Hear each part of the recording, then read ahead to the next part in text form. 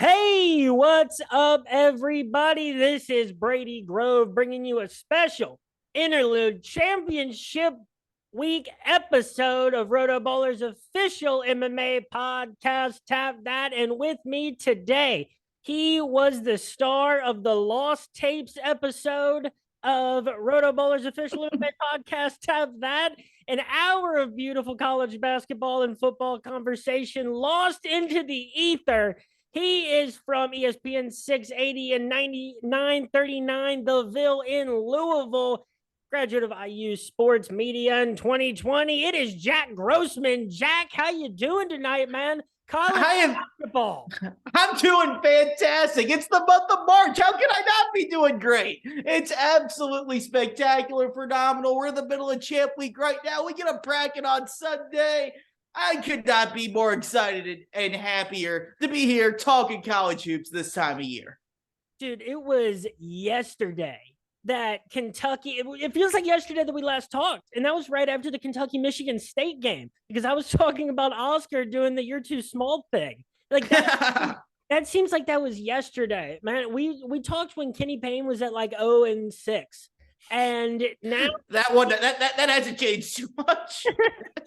So Selection Sunday is this upcoming week. This might be for a week now. Every game might be some of these last teams' games of the season and last kids' games of their careers.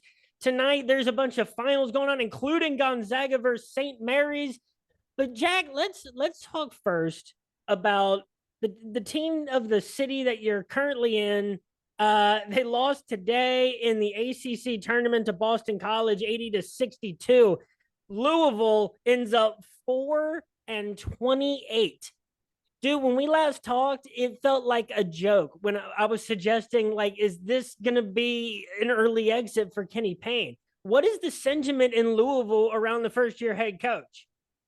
Well, for full disclosure, I'm actually not in Louisville anymore. I'm down in Atlanta, actually, but I'm still very I'm actually living in Atlanta now. I've been down here for about 6 weeks-ish, actually, but but I'm still very in tune with like Louisville and everything in there. I still produce the Field of 68 podcast, Floyd Street's Finest. Jeff Greer hosts that, so I'm still very much around U of L, though it's not as much of a day-to-day basis anymore. And I can still with very high confidence tell you, people are very, very pissed off about Louisville basketball and about how bad Louisville basketball is.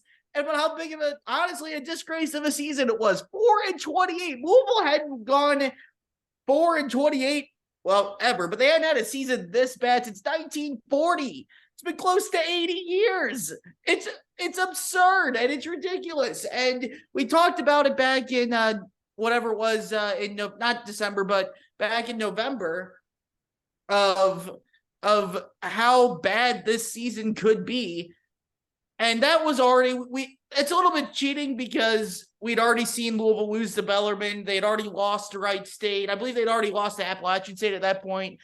Also, they lost the exhibition game to Lenore-Rhine, to where, yeah, I know, to where I had already kind of shifted that expectation of winning like 13, 14, 15 games to, oh crap, they might not win 5.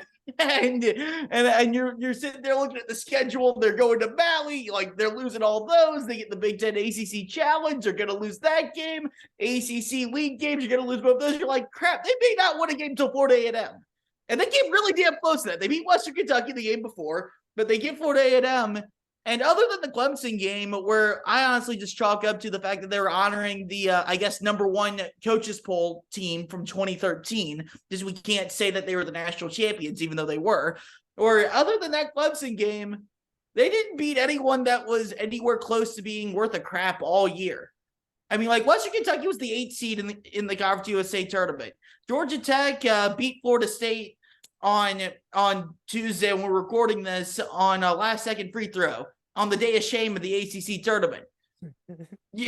Florida A&M was quite literally 358th in KenPom out of 363 teams. You went the whole season, and your best one is Clemson, but more importantly than that, you only won 4 games. How does that happen? Even with the roster construction, LL's being your only guard, all those things, the FBI stuff. You got to win more than 4 games, man. You got to win more than 4 games. So just an absolute disgrace of a season for Louisville. There's really no other way to put it. There's no sugarcoating this year. They came into a season with absolutely no expectations and found a way to shatter those in a terrible way and not even come close to meeting the very little baseline of, well, they were 13-19 last year. They don't have a good roster, but you know what? They got an actual head coach this year. At least they'll play hard and with effort. Couldn't even get that this year from this team. So it leaves a lot more questions than answers on if Kenny Payne's the guy and where the Cardinals go from here. And it was such a down year for the ACC, man. Like, yeah, there were so many vulnerable teams. And, like there was a time where the ACC standings looked like they did in football. It was like Clemson, Pittsburgh up at the top somehow.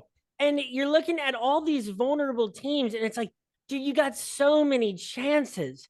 Even you throw NKU in the ACC, they're going to catch Boston College and Georgia Tech a couple of times. I genuinely believe that. Don't forget Notre Dame too. Notre Dame, Virginia Tech was at its weakest, like in a bit. Some different teams were up, sure, but it was weird across some of the top conferences because it's got to feel weird for the Big Ten with Michigan and Illinois both looking like they're falling, on way closer to the bubble than you thought either of those teams would end up. Well, I'll get to the Big Ten here in a second, but on the ACC, just because like Miami, I feel like it's a good team. They're going to be like a 5 seed. I think they can make like a Sweet 16 and Elite 8 type run. Yeah. Virginia, about a month ago, looked like a dark horse Final Four team, but they've really faded. But you look at the ACC as a league, and you look at when the NCAA started seeding teams in 1979. The ACC has had one season since 1979 where they didn't get a 1 or a 2 seed, and that was 2021. Last year, Duke was a 2 seed, but the league, I would argue, was still really bad, and I don't think there's much of an argument to get that. You had a couple teams in Miami and Carolina that caught fire during the NCAA tournament, but it wasn't a good league throughout the year. But then this year, you get to where not only they're not going to have a 1 or a 2 seed, they have a chance, depending on where Virginia and Miami end up, of not having a team on the first 4 seed lines for the first time ever. That's unheard of for the ACC. You talk about college basketball, like conference strengths and all that stuff. The ACC and the Big East, like those are the 2 conferences all time that I would argue are the best conferences, year in, year out, tradition, all that type of stuff. Especially when you throw in the old Big East. But for the ACC to be this historically bad for really 3 years in a row now is just absolutely shocking and stunning and something that I absolutely never thought would happen. Now the Big Ten's a little bit of a different story. I actually wasn't huge on Michigan going into the year. I'm higher on them today than I think I've been at any other point this season, even though they just lost at Indiana and at Illinois last week. But my whole issue with them was, yeah, they have Hunter Dickinson, and yeah, Hunter Dickinson's a beast, but I didn't believe in any of the guys around him very much. Like Jet Howard's a good catch and shoot guy, but he's not going to create his own shot a whole lot. Kobe Buffkin's unproven. McDaniel's kind of unproven. But you watch him the last 3-4 weeks or so, they've really come on. Like they're playing good basketball right now. And you look at the Big Ten, a league that is better than the ACC. That's not saying very much, but I think the Big Ten is a very mid-league compared to what it's been the last few years and compared to kind of, the Big 12 and the Big East especially, to where I guess the Big Ten is the 3rd best league in college basketball, but I don't think the Big Ten's that good of a league. What we're going to have happen is it's going to be kind of similar to last year, except even more on steroids of the Big Ten's going to get like 8 or 9 teams in, but you look at Purdue, who's going to be a 1 or a 2 seed, and then Indiana, who's going to be probably a 4 seed. After those 2 teams, everyone else that makes the tournament from the Big Ten is going to be seeded 6 to 11. So what does that tell you? That league has a bunch of teams that are okay, but not that great.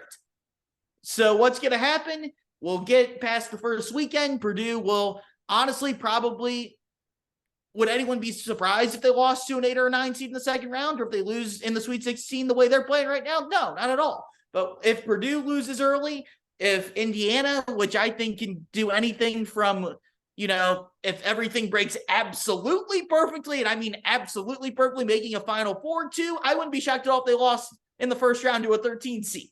Those are your only two protected seeds. But other than that, if let's say two Big Ten teams, whether it be Indiana or Michigan State, or Michigan State and Michigan, or Illinois and Northwestern, if like two teams out of the 8 or 9 make the Sweet 16, everyone panics and goes, the Big Ten was so overrated. I actually disagree with that take from the standpoint of, no, most of these teams are just kind of doing what they're projected to do when you're a 6 through 11 seed.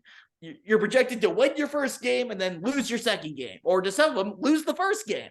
So I think the Big Ten's going to play pretty true to their seed lines other than Purdue in the NCAA tournament. I think people overreact to it, but I think the Big Ten's just very mid this year. I think is a good way to put them. And I think Michigan has as good a chance of anyone in that league the way they're playing right now. McDaniel and Buffkin's probably played his way into being a first-round draft pick the last month or so of the season. He's been that impressive. They've gotten Jet Howard back off of injury. He's hitting shots and not being as much of a, for lack of better words, kind of a hero ball guy for them right now. To where I think Michigan, if you're asking me to choose teams in the Big Ten I feel confident in making a run, I'm not overly confident in any of them, but after maybe Michigan State, I think Michigan's right on that same kind of tier as like an Indiana or an Illinois for me. Yeah, like you look at like right now, just on ESPN, in last 4 buys, Penn State, in last 4 in, Rutgers, and first 4 out, Wisconsin, and next 4 out, Michigan. Yeah, they got to make the tournament first. Yeah, the Big Ten is represented in every single bubbles subcategory, and it's a lot in that like 6. But you look at a team like Penn State, and then you look at a team like Michigan, and it's like, God, you are really splitting hairs when you're. And then you think like, what did these teams do, besides beating each other?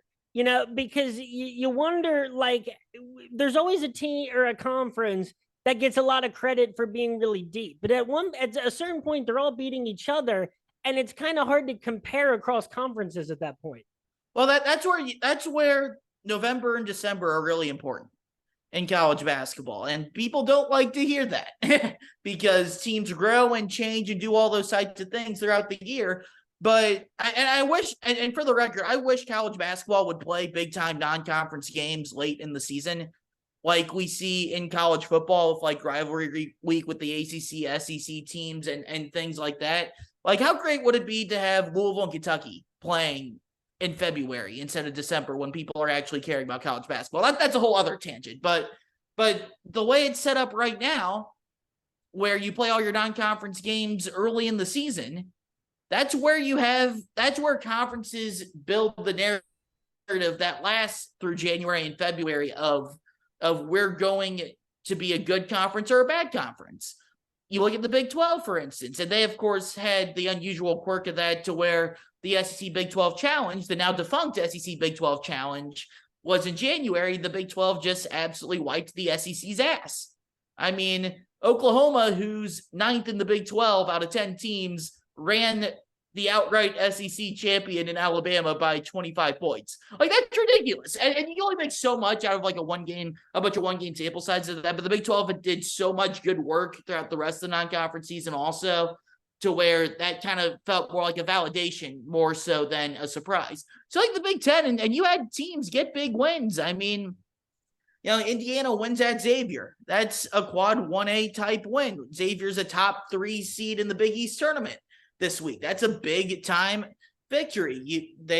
I almost said North Carolina. I'm like, that's not a good win. But Michigan State beating Kentucky on a neutral court. Kentucky's now a top 20 team in net. That's a big time win.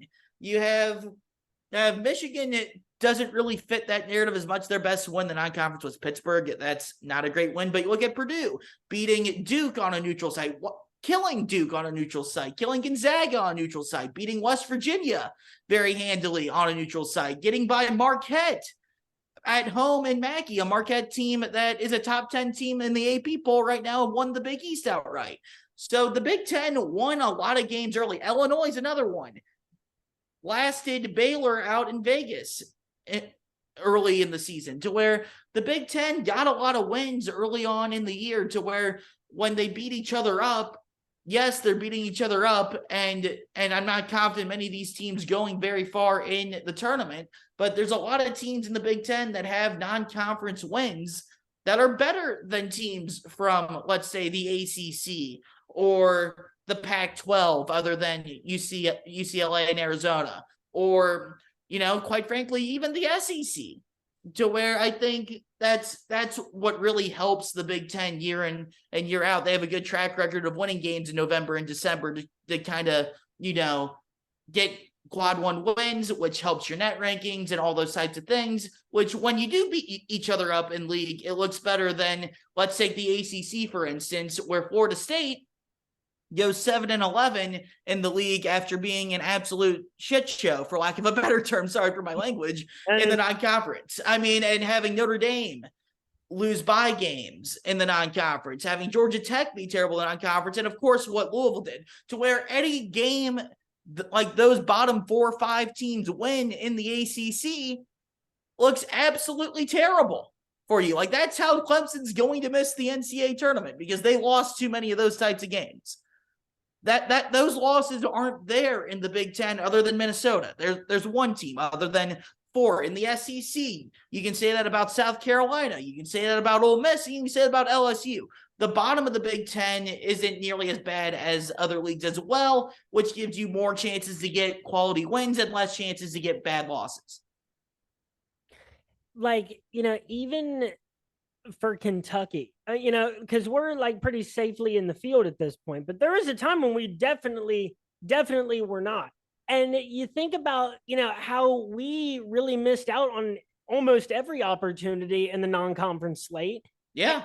And yet we swept Tennessee back to Rocky Top, and right now we're slated to be a 6 seed. It's like looking into a different dimension when I think about Kentucky before the Tennessee wins. Like, before the first Tennessee win, it was like, oh boy, like this could really shape up to be like a very mediocre season. We beat Tennessee. The headline on CBS Sports, the ticker, is how John Calipari turned around Kentucky's season. And I'm like, what? What is? I don't understand. I was like, that was really, really fast. We dropped that game to Georgia and the game to South Carolina. We beat Tennessee again, and suddenly I'm like, Kentucky to go to the Final Four at plus 850. That seems kind of.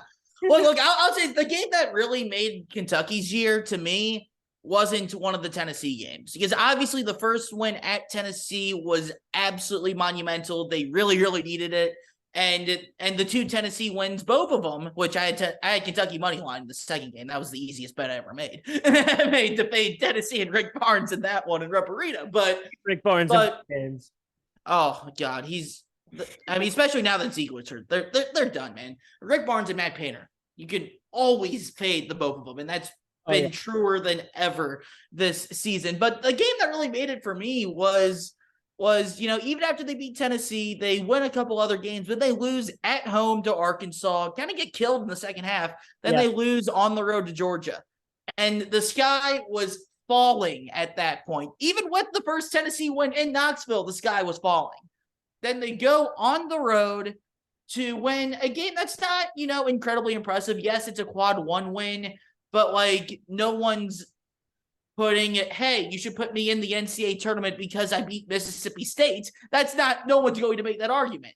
But for them to go on the road and win against Mississippi State on the road, get a quad 1 win, and just avoid the bottom completely falling out, to me, was such a good reset for them. Because then after that, they got Tennessee at home, a game that I loved them in basically the entire year. And then after that, you get Florida on the road without Colin Castleton. They survive that and get a quad 1 win. They get, I forget who it was. They get Auburn at home after that, a very manageable game. And then they make the statement, despite the loss against Vandy at home, they make the statement against Arkansas. over this past weekend. To me, the Mississippi State game was really where all that started, where they started building the momentum and they stopped the bleeding from what was an absolutely horrific week when they lost at home to Arkansas and on the road to a pretty bad Georgia team, to where that could have frankly ended their season. Instead, they came together, got their crap together, and have run off a really, really good streak the last few weeks, to where they're solid. As you said, they're solidly in now. And really, if they, you'll like this comparison. When you compare Indiana's resume and Kentucky's resume, they have the same amount of quad one wins. And Kentucky, actually, because Indiana got killed in the net when Iowa blew them out last week, they were 18th, then they lose that game, they drop to 28th. So Kentucky's actually like 8 to 10 spots higher in the net than Indiana right now. But to go back to the conversation we had earlier, Indiana does not have a loss outside the top two quadrants. Kentucky has, I believe, 3, that being South Carolina, the quad 4 loss at home, Vanderbilt's a quad 3 loss at home, and Georgia on the road's a quad 3 loss. The bottom of that SEC is the difference between Indiana, despite having the same amount of quad 1 wins and basically having the same type of statement building resume, top of the line quad 1 wins and sweeping Purdue, very comparable to sweeping Tennessee. I'd probably still say the Purdue sweep's a little bit better, but like that's apples to oranges. You can argue that whichever way you want. And yes, Indiana does have the Xavier win too, which is a third one that's better than anything that Kentucky has, but same amount of quad 1 wins. Kentucky's 10 spots higher in net, but the Cats have those 3 horrific losses that Indiana doesn't have. And that puts the Hoosiers on the 4 line and Kentucky somewhere, probably, depending on what happens in the SEC tournament, a 6. If they win it all and the committee actually decides to value that this year, maybe a 5. If they lose early to Vanderbilt again, maybe even a 7. Like, that's a huge difference on where the two teams are going to be seated just because of bad losses. I know that's a little college football-esque there, but that's kind of the tiebreaker between the two teams this year. But, Jack, if the NCAA wanted to see Kentucky put an end to a, let's say, undefeated season by Wichita State, because that should draw ratings, then we might come in at an 8 when everybody expected us to be a 6 minimum. I feel bad for what. I was at the Louisville Kentucky game that year, so yes, I very much remember that tournament, and I thought absolutely everyone in that region got screwed. If you remember, it was more than just Kentucky as the 8 in that bracket, which was an absolute joke that Kentucky was an 8 in that bracket. But you had a Michigan team with Karis LeVert and Nick Stauskas that won the Big Ten as the 2 seed that some people thought was going to be a 1 seed. You had, which that Michigan team ended up making the Elite 8. You had Duke as the 3 seed, which they lost to Mercer and got upset, but you still had Duke with Brandon Ingram as the 3 seed, incredibly tough draw. And then as the 4 seed, you had Louisville, who won the national championship last year and was the number 1 team in KenPom that year. Even after the NCAA tournament, they were still number 1 in KenPom. So where you had quite legitimately, I would argue, between Wichita State, Louisville, and Michigan, 3 1 seeds in the one region. And then you had Duke, and then you had a Kentucky team that had caught fire and obviously ended up actually winning that region and going to the title game. So that just, I will never understand that region on so many levels. It screwed literally everyone over. It screwed everyone over. It did. We understand it, man. It's not that they thought they were doing a good job. They knew exactly what they were doing. I've never felt worse, like, after a seeding was given out. But I didn't care for us. Like, I knew we were hitting the tournament stride, but I felt bad for Wichita State. I was like, they went undefeated all year. They shouldn't have to play this gauntlet. That's the whole point of the seeding in the brackets. But what I find interesting, I still believe, like, if that were to happen today, it would have been seeded completely differently, just from the standpoint of, like I mentioned, that Louisville's number 1 in KenPom at the time, and they ended the season number 1 in KenPom, but the committee didn't use like KenPom and Torvik, and there obviously wasn't a net at that point. nearly as much as they use today, to where I feel like if that were to happen today, I think Louisville for sure would have been seeded better. I think Kentucky probably would have been seeded better. And I think it would have been a different type of seed for Wichita State to have to navigate there, especially in that top half of the bracket. Jack, 17 seconds left. NKU is up 5, going to the free throw line. Let's go, North. Let's go. North up, baby. Dude, this Horizon tournament has been so fun. I love how regional this conference is. That Northern Kentucky is playing teams basically all within like an hour radius. They're all like 3 hours from Indianapolis. And I hate Cleveland State. And it's because they always seem to end up close in these games with NKU. This team is scrappy. They've got like 3 guys on that team that I would describe as X factors. They do. I mean, they've been really consistent too, to where they popped on. I believe it was against Kentucky. They played their first NCAA tournament game up in Indy in 2017. Yeah, that was the I believe that was the Fox Monk Bam team that they played against there in that one. But they've been really consistent since they kind of broke through there, to where I believe this would be their 4th NCAA tournament bid. They haven't broken through and won a tournament game yet in the NCAAs, but when you keep getting there, it's gonna happen eventually. And this is definitely a very gritty group, a very tough-minded group that's been able to overcome adversity here in the Horizon tournament, to where they could be a plucky little 14, 15 seed, to where I'm probably not going to pick them depending on what the matchup is, unless they draw Tennessee's. I may just pick against Tennessee no matter who they draw in the tournament, to be quite honest.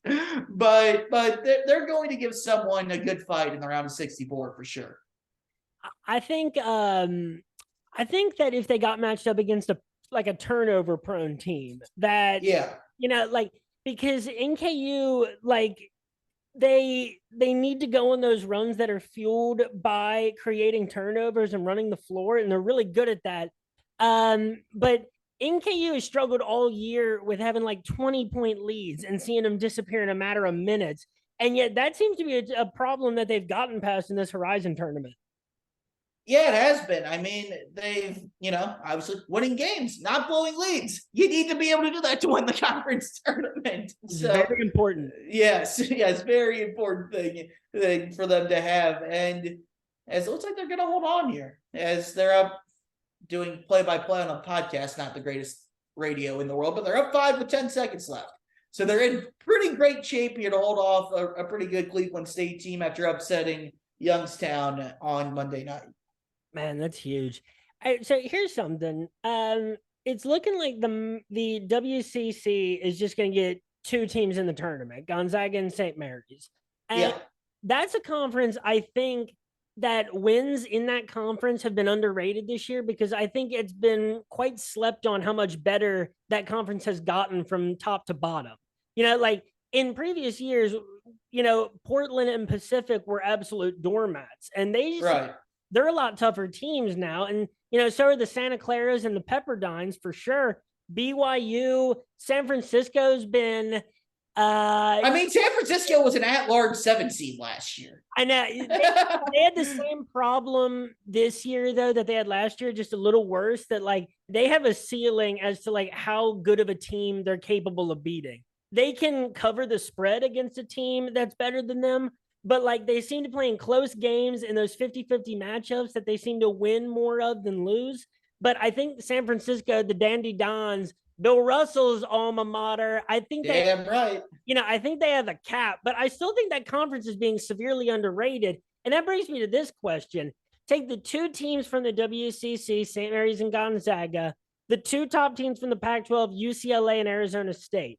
Which conference has the better combined March Madness? You mean UCLA and Arizona? Oh, what did I say? Arizona State. It's all good. Yeah, a little different. It's difficult. I'm not. I really like the depth of the WCC this year, as I did last year. I mean, obviously you mentioned San Francisco, BYU almost came back and beat St. Mary's last night. They're heading to the Big 12 next year, but Santa Clara has put together, they've become a really good program out west as well. but I'm not as huge on Gonzaga as I've been in past years. Drew Timme still struggles playing uber athletic bigs. That's always been the storyline with him, even though he can score on literally anyone. He's proven that as much as anyone. But I still worry about Gonzaga's guards in the NCAA tournament. I'm not really sold. I've been a little disappointed in Rasir Bolton, Julian Strother, Hunter Salas, Nolan Hickman, those types of guys. They haven't been, well, which is tough to beat, but they haven't been a Jalen Suggs or an Andrew Demhard level of point guard. They just haven't been. And without that, it's hard for me to see them making like a Final Four national title type run this year. St. Mary's is a team that, not gonna lie, little bit out on them after the BYU game. That's very recency bias, but the way they almost gave away a 26-point lead, very, very tough for me to buy into them there. If they're in a late game situation, having to handle a press. But obviously Logan Johnson, really, really good basketball player. Dukas is great. They have such an experienced core that you throw the freshman. I know it's not Paul Mulcahy. Why am I blanking on his name? Number 20, hit a bunch of huge shots in the first Gonzaga game. This is killing me, but he's what was that? Mahamey. Aiden Mahamey. There it is. Yeah, there we go. But I love Mahamey's game. He's going to be a stud for St. Mary's for 4 years, and he's just a freshman right now. He's already great. But if you're asking me to choose between those two, the Pac-12 teams, I'm probably going to lean UCLA, Arizona, even though there's the Arizona hasn't played as well of late. There's the Jalen Clark injury for UCLA, but UCLA just defends so well. Jaime Jaquez, Tiger Campbell, they're as battle-tested as anyone in this NCAA tournament. I love their two-man game offensively. Adem Bona is a great shot blocker on the back end. And to where I'm taking UCLA as the team most likely to make a run out of any of those 4 teams. I guess that's the best way I could phrase because Arizona doesn't defend well enough for me. Their guard plays a little too inconsistent with Kirk Kriisa, Courtney Ramey, and Pella Larson, those guys. When they're hitting on all cylinders, they beat literally anyone because they play so fast and so fun to watch, but they haven't done that. And when you can slow them down, play in the half court, you can take advantage of Tubelis defending on the floor with Arizona's big lineup of him and Ballo. The guards, other than Courtney Ramey, have some issues staying in front of straight line drivers, and they're a little inconsistent shooting from behind the arc to where if I'll cheat a little bit and say instead of taking Pac-12 or West Coast Conference, if you're asking me to pick one team out of those 4, I'm picking UCLA as the most likely to make a run.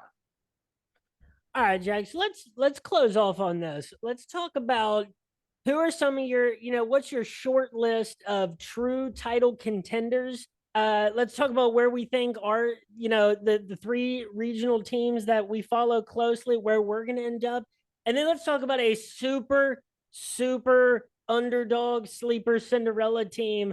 I'm talking like 13 plus seed that you think has a chance to make some noise here in a little bit. So I'll let you are the honored guest on this show. I will give you the honors to that. All right, let's start with this.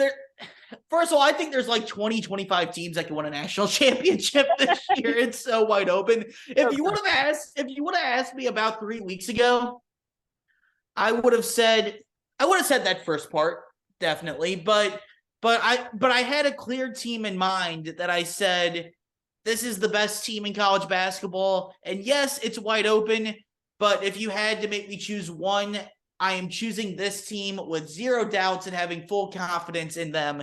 And that was Alabama, the way they were playing for a very good chunk of the season. But no, you laugh at that. What happened? The Brandon Miller stuff came out. I mean, they haven't been the same team since then. They need overtime to win at South Carolina. They beat Arkansas, who has been incredibly disappointing this year, by 3 at home. Then they come back down 17 to barely escape Auburn, who I really don't think is a tournament team. Tennessee is the greatest gift to the SEC. You know why, Brady? They have gotten every single SEC bubble team into the field because they beat Tennessee and can claim their whole season on beating Tennessee. It is garbage. That Yes. does happen all the time. They do it. I remember one year Northwestern, their only win was Ohio State. And I think Ohio State was maybe like ranked like 20th that year. And they were still trying to sneak Northwestern in on it. And it's like, dude, like you can just tell when they're like, it's not there with certain, or you have to be creating it. Dude, we're just people who watch these games and talk about it a lot. It's not like we go to work every day in the suit thinking about how to best put together a bracket. So we've thought about these things. There's no way that these thoughts haven't occurred to them. This is all very deliberate. But hold on, where was that going? Anyway, I'll get back to the point there. I'll get back to the original point before I sent this off on another Tennessee tangent there. But since the Brandon Miller injury, escape against South Carolina, escape against Arkansas, escape against Auburn. Then you play a Texas A&M team that's solid on the road, and I felt like that kind of caught up to them, just everything. They were due for a loss. I really felt like that was it, which A&M -1.5. That was a good bet in that game. But you look at him now, and this SEC tournament is going to be so telling for me because I think the SEC has been wildly disappointing this year as a conference, other than Alabama, who's exceeded any and every expectation so far. But if Alabama can shrug off the last couple weeks and regain the form in Nashville that they had pre-Brandon Miller, Darius Miles stuff, and they run through the field and they blow out teams and they win the SEC tournament convincingly, maybe I get back to that point of, okay, they're the team that I thought they were for the better part of the year. Mm-hmm. But if they lose early or if they struggle, then to me that opens everything else up. I look at a Kansas who has 15 quad 1 wins and 21 quad 1 and 2 wins. That's unheard of in the net era of college basketball. I look at Houston, which Alabama ironically won at Houston, but I look at Houston, their veteran guards in Shed and Sasser, the way they defend. Calvin Sampson is a Hall of Fame level head coach, and they've had a lot of success in the NCAA tournament the last few years. And plus the Final Fours in Houston this year. What a great story that would be. Those are the two other teams I look at, will put on that top tier. But it really does get a lot muddier to me now that Alabama has really struggled to handle the distractions in form of the tragedy that did happen down in Tuscaloosa in January. Yeah, it's definitely a tragedy. It's obviously a tragedy, but analyzing him from a basketball point, it's not good at all. I don't consider that good psychological baggage going into the postseason, and it hasn't exactly been met. Like, Alabama made so many mistakes in that. Like, you gotta wonder, dude, what is going on with a team when these are the kinds of things you're worried about? Like, you compare the things that like other college basketball teams, like Kentucky, we're worried about, what Ty Wynyard's doing on the weekend. But there was never a murder that everybody knew about. So until further notice, I agree though, dude, if they look great in the SEC tournament, it's like, well, they've turned it into a positive, unfortunately. So I don't know if that's the right way, but I think they may have been able to put everything behind them. I think might be how I might phrase that one. but I'm with you on that. Yes. Like, you think about it though. Like, if this is a team that this kind of stuff is happening with, you don't think that it's potentially a rallying point if they feel like it's them against the world? I feel like if that would have happened, that probably would have started, right? I don't know. I mean, I think that, to your point, is why the SEC tournament is going to be so important. Yeah, I mean, I'm incredibly intrigued with the SEC tournament. Which, by the way, I don't know if you've ever done this, Braid, or anyone listening. There's this thing called the Jerome, where you pick every single conference tournament winner. They're all over Twitter. It's a lot of fun, but it's a nice little appetizer towards brackets and getting to pick brackets type of deal. But I picked Texas A&M in that, because I don't trust Alabama right now. And they still have time, obviously, this week to get back in those good graces of how I viewed them before all this stuff happened. But push comes to shove, you're making me choose, do I trust them or not? The answer right now is no. And it's up to them to change that over the course of this week to where I picked Texas A&M to win the SEC tournament. Kind of, honestly, by default, I think the winner of the Texas A&M Kentucky semi would end up winning the SEC tournament because I just don't see anyone else capable of putting together 3 or 4 really good games in a row in that conference, to be quite honest.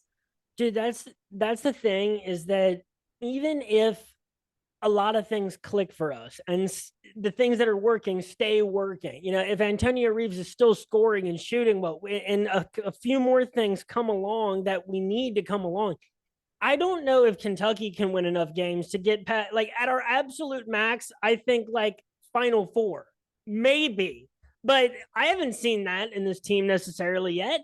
Like, I've seen us beat Tennessee, and Yeah, had some other impressive road wins. I was really encouraged by the last one against Arkansas. Anytime you can go into Arkansas and get a victory when they're even an all right team, that feels like a good win to me because that's a hostile environment. We did okay in hostile road environments this year. It was those neutral big games, which is what the NCAA tournament is, which is unfortunate. yeah. So I don't believe that, like, I can't put any sort of financial faith into Kentucky to make it further than, a couple games. And then I have to check the matchups. But as far as 1 seeds in this tournament go, I think that Houston might be my favorite pick because I think they're the team most likely of all the 1 seeds to get to the Final Four out of, what at least, and this is based off projected brackets. I think that Houston's guard play is what will make the difference against, especially in a field that's so wide open. When there's not going to be teams that are straight up more talented than Houston, which was a problem in recent years, or they just had more depth. I think it's Houston's guard play that's going to get them to the Final Four. I'm very confident in that for them. So that puts them on a very short list of title contenders. Kansas, UCLA, those probably rounded out. That's who I can believe in right now based on what they've kept doing. And Kansas, as much as I hate Kansas, the Big 12 has been a gauntlet. And it's hard to believe that they're only going to get 7 teams, based on what's currently projected. Well, there's only 10 teams in the league, so you're getting 70% of the league, and that's pretty unheard of. How incredibly good that is. That's a good point. Yeah, I always forget that there's 10 of those in there. I mean, it's not like they call it a different number of teams in the league. I mean, the Big 12 has to have 12 teams, right? You mean the Big 10 doesn't have 10 teams? Oh wait, I said what is this? No, I'm just joking. I'm making jokes. Yeah, the Big 12 has 10 teams and the Big 10 has, 14 teams, whatever it is. I heard 10 and 12 so many times in a row, I lost track of exactly what we were trying to pin. That's the most college athletics thing ever. There's just that conversation. I will say, out of teams that I think are going to be higher seeds, take this is not a year that I believe in Iona. Maybe last year, but they've been way too inconsistent in a really non-competitive league otherwise. It's a fun league to watch, but the MAAC, for people wondering, but that's a conference I would have loved to see Iona absolutely dominate. And that was not the case for a lot of the year. They still have some problems. But take a team like Oral Roberts, who has a really strong record. They have Vanover, who's averaging like 3 blocks per game and like 9 rebounds. I love that dude. I love super lanky centers in college basketball. Oral Roberts has been a strong team. And then take a team like Utah Valley, who I think plays in a really strong conference. They've had some, big win. They beat, believe it was BYU this year. It was either BYU or Utah State. But either way, it's a strong win because those Utah rivalries get super intense. That's a team I've loved to watch all year. I love their conference. And then a team like Kennesaw State and Toledo. I think those are two. And even UNC Asheville and Colgate, if they do get matched up against like a Purdue, those are 3 or 4 teams that I think are capable of huge upsets because the quality of wins that I think a lot of those teams have had in non-conference was up there enough for me to believe in what their overall record became and what we saw, them do throughout their conference records. I think that's like a handful of teams that I would not be shocked at all to see pull off upsets. But like, I could see Yale and Zay, like, I could see Yale being like an overanalyzed team, like a lot of Ivy League teams tend to be. And if Yale gets matched up against a team that, let's say Yale gets matched up against Memphis. This is just a hypothetical because that's not really anywhere close to where they're projected. But right. That is historically a game where people go, oh, well, we're favoring the Ivy League in this one. They're going to be crafty. And it's like, dude, like anytime it's an Ivy League against like UC or Memphis or Houston, they're always like, that's always the popular upset pick. And other than like one time that I can remember, it never happens. So that's maybe a year. And the Ivy's been way up, like and down. It's been a little stronger from top to bottom, but I don't believe that whoever makes it out of the Ivy is as good as maybe some of those other teams in the last few years were comparatively so. So that's a team that I think will be kind of popular that I would fade, but like the Toledos, the Kennesaws, UNC Asheville, whoever they get matched up against, Utah Valley, I really love what I've seen out of those teams. I'm with you on all of them. The only thing I'll push back on is this has been a very vintage Rick Pitino type season for Iona, to where they had a really good start early. They lost a couple games in January, but you look up now and it's March and they didn't lose it all in February. They've won like 9 games in a row and they are clicking and peaking at the right time like Rick Pitino's teams always do. And you're telling me if you're a 4 or 5 seed that you get that draw on Selection Sunday and you see that you're facing that guy and his team on there. I'll put it this way. Like I'm obviously an Indiana guy. If I were to see, I don't want to see like IU draw Oral Roberts. That's probably the top one for me to where I would want to see them play them. But Iona's right up there from the standpoint of Rick Pitino has made a living for 4 decades now, being better than literally everyone in college basketball at game planning and taking away a team's number one option when you give them 4, 5, 6 days to prepare. And yes, I get it. Jalen Hood-Schifino scored 35 in Mackey Arena against Purdue a couple weeks ago in a game where Purdue did everything they could to say we aren't letting Trace Jackson Davis beat us. But in an NCAA tournament setting, facing Rick Pitino, who can game plan a defensive scheme better than literally anyone in the sport, I don't want to face that on a 1-game scenario where he has 4, 5, 6 days to prepare. That's terrifying, man. Plus, yeah. Nelly Jr. Joseph is, the leading shot blocker in the MAAC. He's a really, really good post player. They got some shooters around him.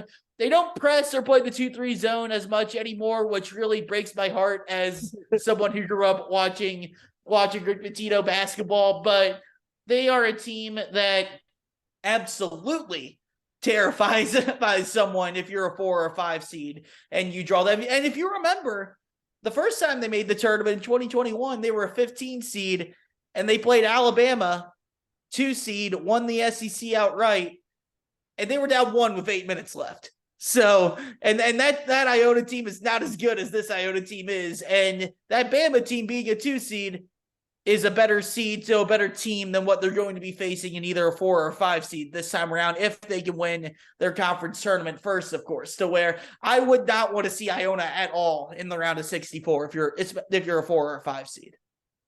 No, that is a good point, man. That's true. Is like, I would get chills up my spine if it was like, and Kentucky's first round matchup will be the Gales of Iona. And it's like, oh. Yeah, but let's say Kentucky wins the SEC tournament and they pop up as that 5 seed. Everyone's going nuts. And then you see Iona as the 12. You just picture all the energy sucking out of the room immediately right there. It would go stone cold, but it wouldn't be fear. I'd be excited because like, dude, this is going to be an amazing game. But like, besides that, like, yeah, this is a real threat. So, all right, folks, that is it for this very special Interlude Championship Week episode of RotoBowler's official MMA podcast. Have that. I'll be back later this week to talk another UFC Vegas event following UFC 285. With me today has been Jack Grossman, apparently now based out of Atlanta. Jack, yes. Thanks so much for being here, man. This was a ton of fun. Always is. If I ever find the lost tapes, I will get them out. Is there anything else that you would like to say? Any shout outs you want to make? The floor is yours. No, just I really appreciate the time, Brady. Always enjoy it, and I'm happy to come on anytime, man. I'll always have fun with it. Happy Championship Week, folks. Selection Sunday right around the corner. Thanks for listening. Peace.